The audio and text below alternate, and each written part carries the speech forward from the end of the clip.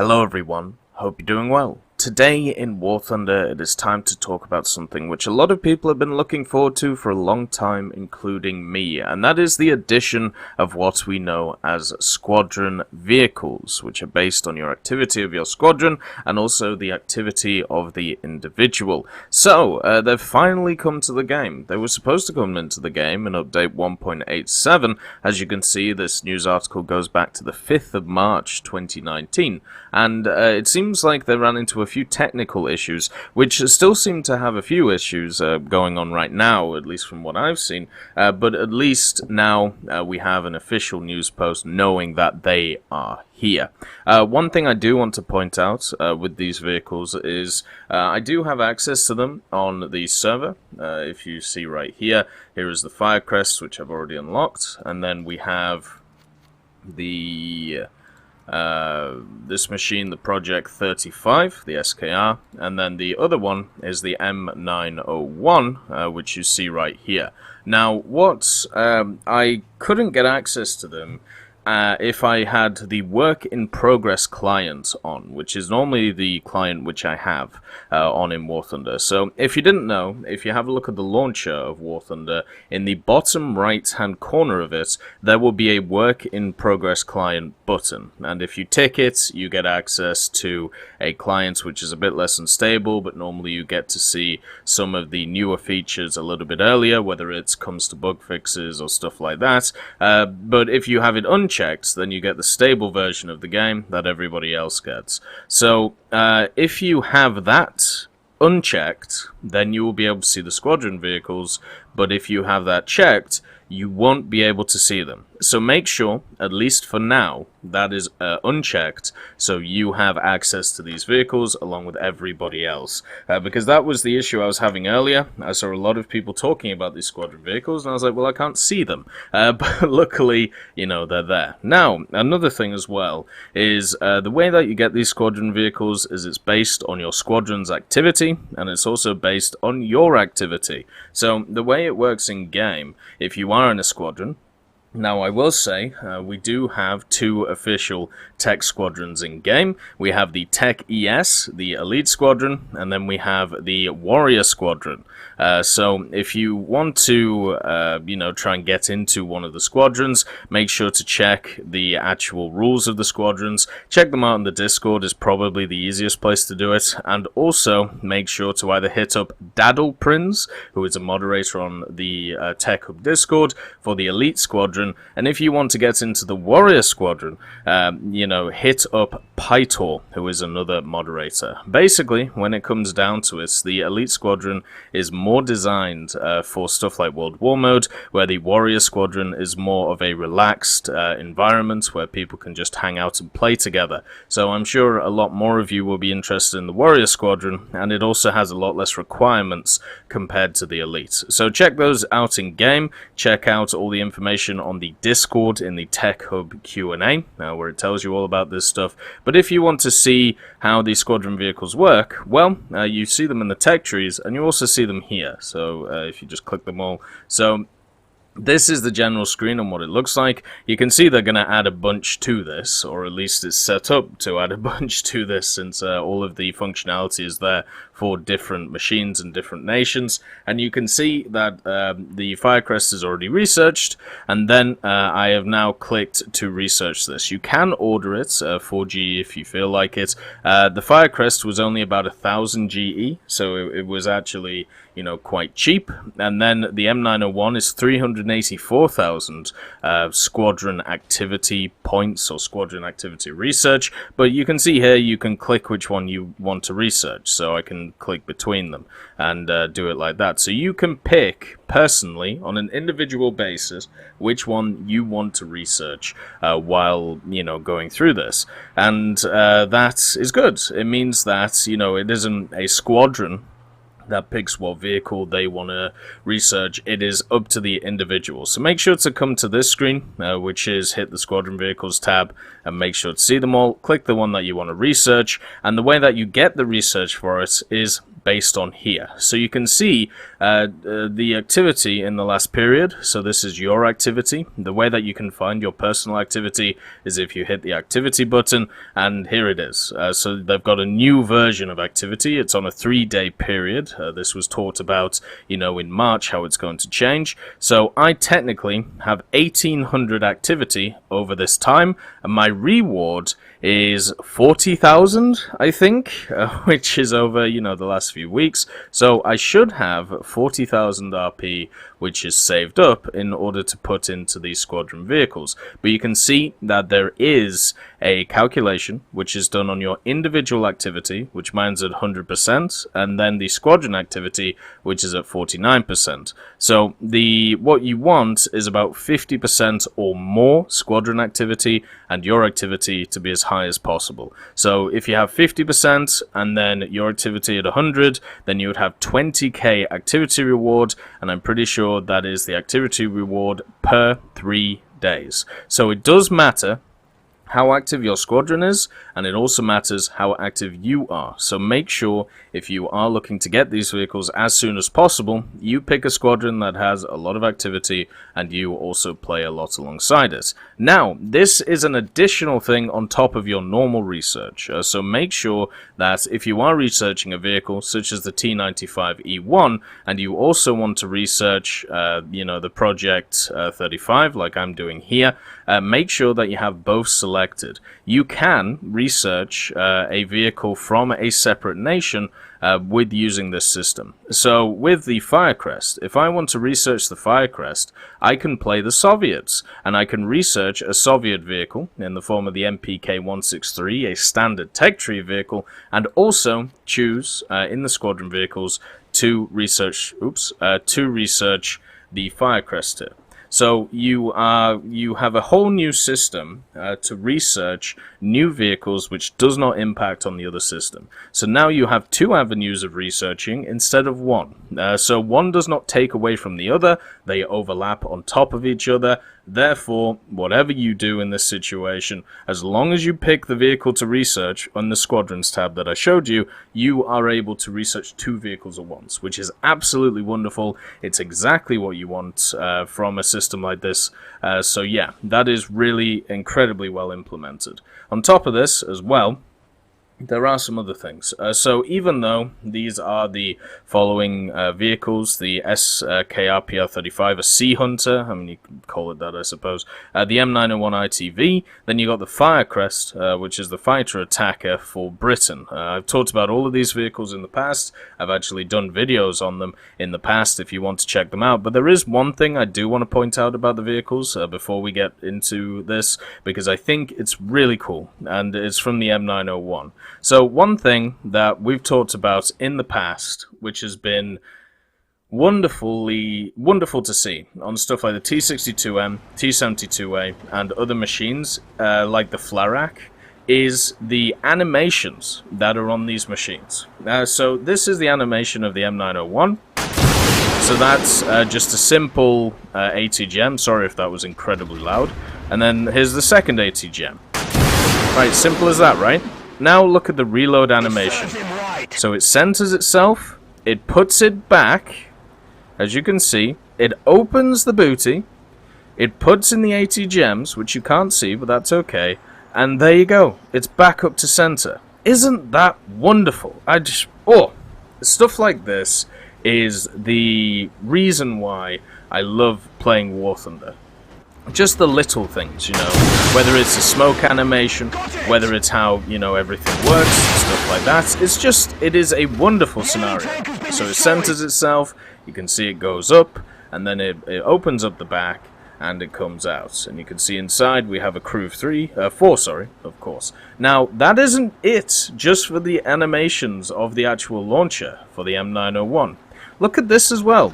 So if you go past your battle speed, which is the effective speed of the ATGM, it does a full 180, and then it sits itself down. Now, if you've ever seen an M901 in actual combat, or around combat, you will have seen it in this position, because this position is its position where it's traveling around.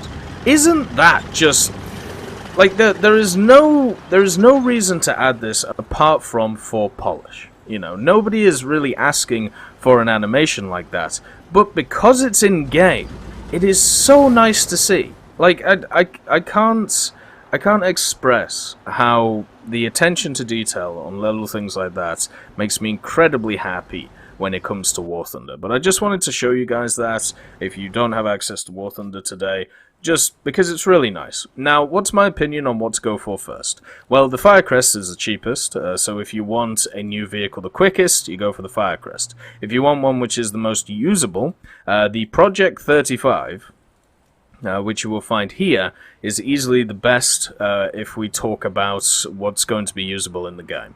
The Project 35 at 4.3 is a Project 159, which has slightly better systems on it, and also has the ability in the future to be able to, well, if they add it, we should say, to be able to mount anti-ship missiles. If you know how deadly the Project 159 is, you know how deadly this thing is. It has exactly the same guns on it.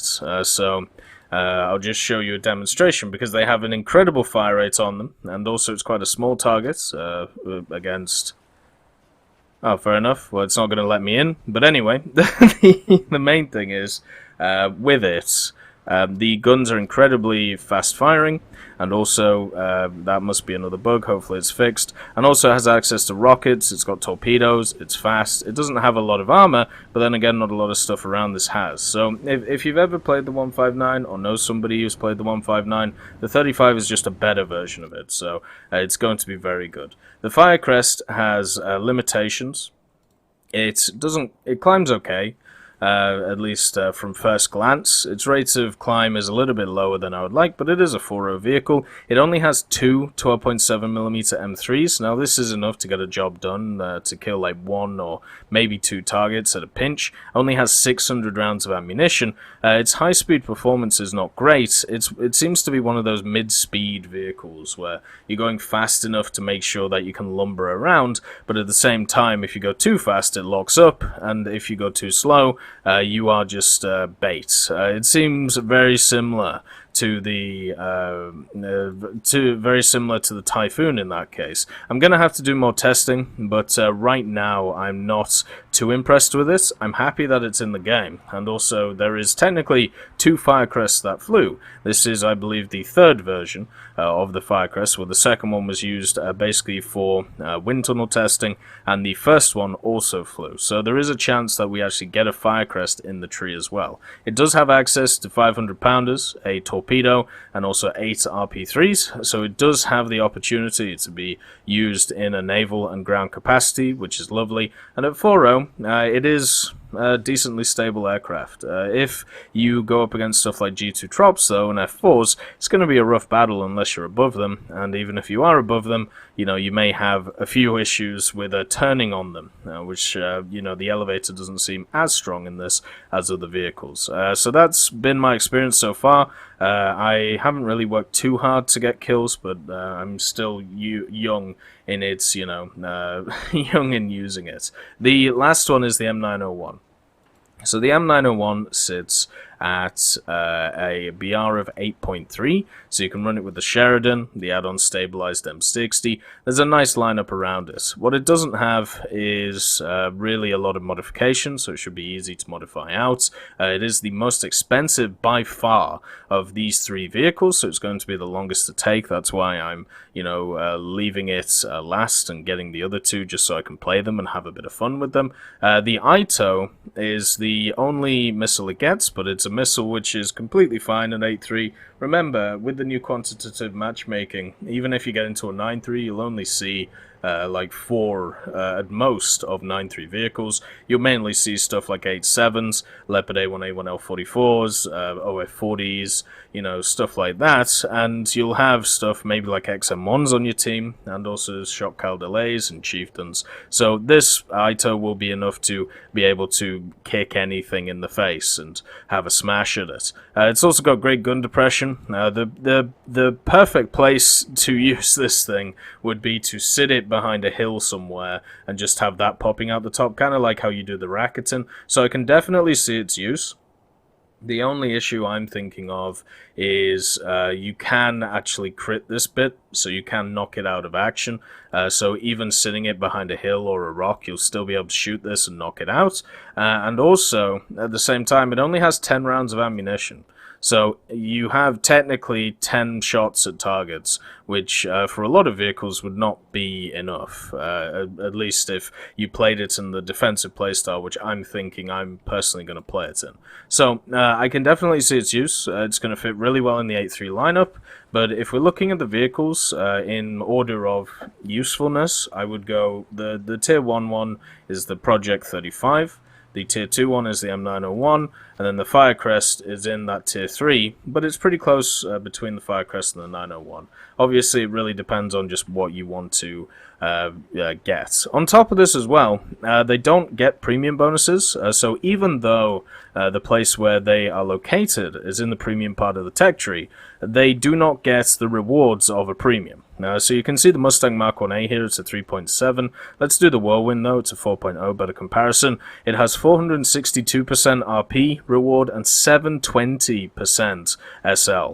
The Firecrest has 284% RP and 465% SL. So this is very, very close to something like the Typhoon Mark 1B late.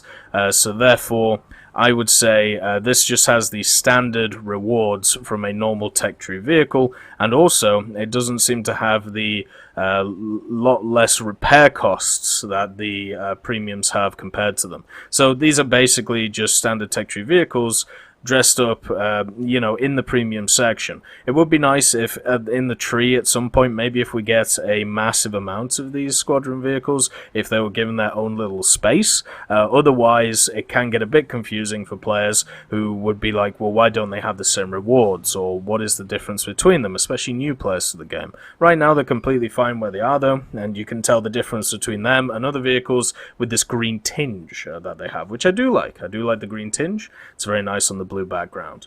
Other things as well, so they talk about how activity will be calculated, so now we can actually work out an equation that they're working from, which is wonderful. One thing that I've asked for an incredibly long time when it comes to War Thunder is we know the general calculations they do for stuff like SL, for RP, but sometimes it can definitely feel like there are equations at play which we don't know about, whether it's in the matchmaking system, whether it's in the activity system, and all of this. So it is lovely to see that they lay out here exactly how, using numbers, you get the RP for these vehicles. That is amazing.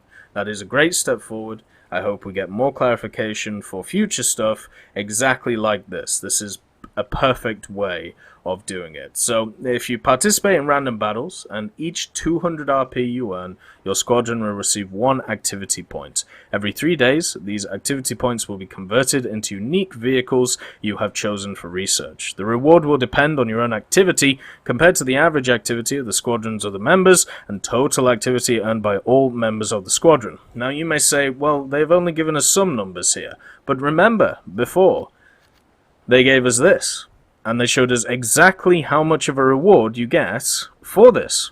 Isn't this wonderful? So we know the exact value, look, the exact value of the reward that you're going to be getting every 3 days. That is wonderful. That is so much better than what we've seen before, and I'm just incredibly happy for that. So you can see personal activity within the 3-day period cannot exceed 360 points, and squadron activity within the 3-day period cannot exceed 20,000. So if you're at 20,000, you're doing good. That's where you want to be. And also, you can see the 3-day results of any squadron player's activity. Right-click on the nickname of the squadron member list and select activity. So for people who are managing the squadrons, you can work out who's putting in the effort, who isn't, and work from there. Now, there are an FAQ, which is lovely, so we'll go through this as well.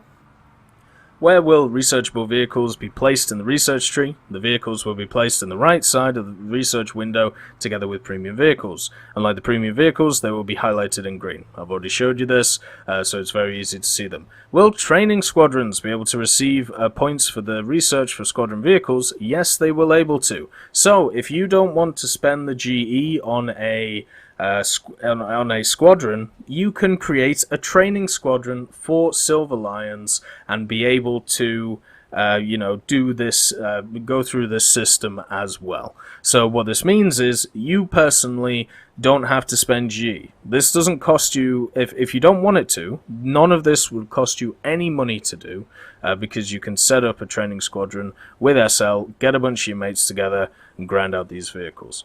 What will happen if I have not chosen the vehicle but have earned activity? The activity will be saved and you will be prompted/offered to use it. Now this is great because they could have done what they did, or what they could do is what they did previously with trees when you fully upgrade them, whereas the RP kind of just disappears from existence, which is obviously not good. That's not what you want. You would like it to be saved up and when a new vehicle comes out, added to it.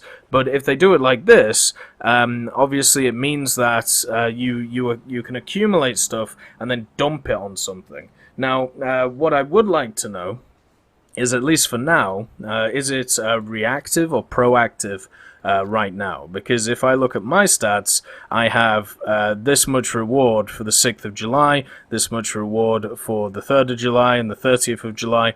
Do I get access to these rewards over, now, retroactively, or will it just start akin on the 9th of July, which should be, well, today? Well, we'll see, I suppose, won't we, if I get access to them, which is always interesting to see. So that's the only question I have about that. The next one is, can I create a squadron only with one member and research the squadron vehicles alone? Sure, but you have to understand that earning the required amount of points alone will be difficult, and you will need more time to do so.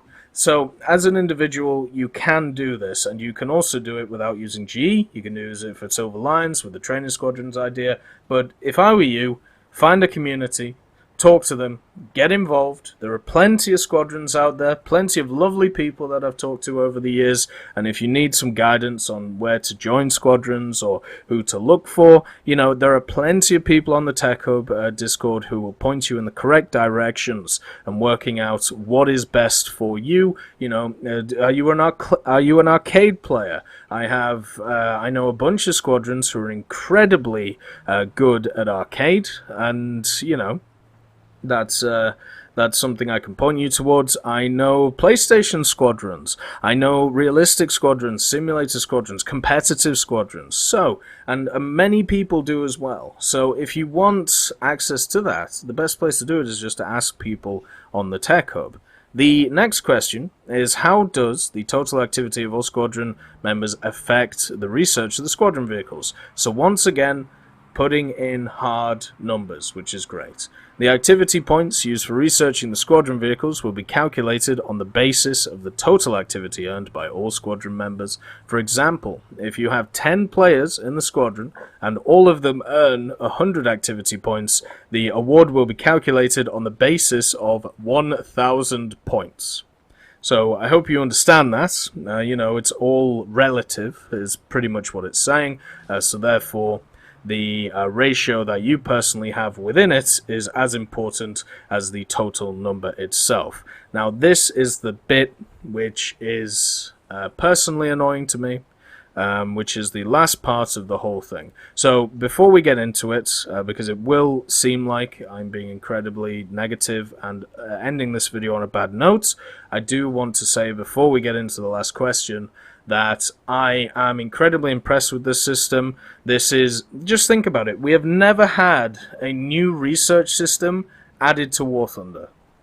We have had the standard research system, which was changed maybe 4 or 5 years ago from the level system to the individual system that we have now, and that's it. We've never had any other system. So to see one come in and based around community actions, such as squadrons, is wonderful. It is a pucker idea, and I'm incredibly happy to see it. And I'm sure there will be bugs, just like the work in progress thing we talked about before. and I'm sure there will be issues going forward. But the fact that the system is here now, and that it is, publicly available on the live server is a wonderful thing, especially after waiting for it for so many months. The fact that now, instead of just researching one vehicle from a specific nation, you can now research one vehicle from a specific nation and at the same time research a vehicle from a completely separate nation, with the activity points. This is wonderful. And if you don't want to, you can always just GE it, or you can do whatever you want with it. So overall, massively positive system, incredibly good step forward, and hopefully it'll be interesting to see if we ever see any more systems like this. But for now, since this is completely new, I am happy with the way that it's looking. The last bit, though, not so happy about. So will these vehicles be available on Xbox? The answer is, due to technical reasons, Squadrons and the vehicles for activity are not available for the Xbox platform. So, I did a video a few weeks ago, it feels like now, maybe even a week ago, talking about the issues that Xbox has. And I do understand that Xbox is a relatively new platform for the game. It came out in October 2018. But every new feature that has come to War Thunder over that period of time has not been accessed on the Xbox. So you have the normal updates, you have stuff like air-to-air missiles, the supersonic ideas, they're all there. But when we look at the core stuff that people have been looking forward to in War Thunder, the World War mode, the War Thunder Thunder League, then of course you have this, the Squadron Vehicles, then you have Enduring Confrontation in the form of the simulator battles. All of these things Xbox players do not have access to. This is awful at the end of the day, that you have a prejudiced community compared to the other sides. The PC community gets pretty much all that it wants. Well, anything that is added to the game comes to the PC community. And if it doesn't come to the PC community in the form of the XM1C or the A26, people are up in arms, going crazy about it. And then, what happens is, the PlayStation 4, because they've been around for 4 years, they seem to be, at least from the outside, without knowing the technical aspects, the PlayStation community seems to get much more preferential treatment compared to the Xbox community. All of the things I just listed there, PlayStation has access to. And the big one that Xbox does not have access to, one of the biggest issues that I talked about with a lot of the heads of the Xbox community, which are incredibly nice people and lovely people to talk to, one of the biggest issues was communication. And it wasn't communication with Gaijin which was the problem, it was communication within the community itself. Because Microsoft on Xbox do not give you a good platform in order to speak in large groups and to work out what people are interested in. So therefore that's why they're trying to set up a Discord. I'll leave a link in the a pinned comment to make sure you join it if you are part of that community, because there's some lovely people out there and I want to make sure that they come on the same level that we are. I don't like the fact that in War Thunder we have this two-tiered system. You've got the PC players, the PS4 players very close to them, maybe a little bit behind, and then the Xbox players are down on the floor. I would much rather everyone is at an equal opportunity basis point. Because right now that's not the case. And now we have another feature, Squadron Vehicles, which a ton of people have been looking forward to, which is just not available for them. This is not good enough. Why can't they create squadrons? Why can't they create independent squadrons from everyone else? Why can't you create Xbox-only squadrons? They don't have to have access to squadron battles. They don't have to have access to anything. But in this case, you are limiting them from researching specific vehicles. Now, if someone wants to come out from Gaijin and explain exactly why these things can't be done, instead of a answer, which I've heard too many times, which is due to technical reasons. Or we can't give a full explanation right now, but it's because of an issue on Microsoft's end. That's not good enough. Tell me what the issue is, so I can go and badger Microsoft about it. That's exactly what communities like the Fortnite community did when it came to Sony and crossplay.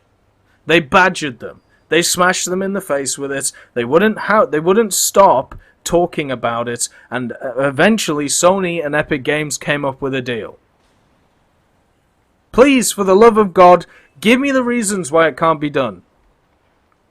And if it's not if it is a reason which is fair, then we can all go home and go, okay, this will probably be fixed in the future, or oh, this is a major issue, I can see the problem.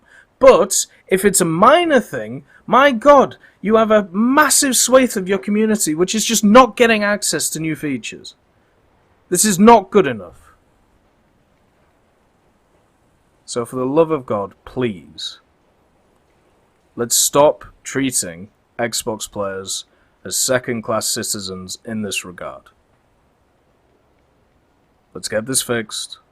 Let's make sure they're on an equal playing field compared to everybody else. I hope you all have a wonderful day, and I'll see you next time.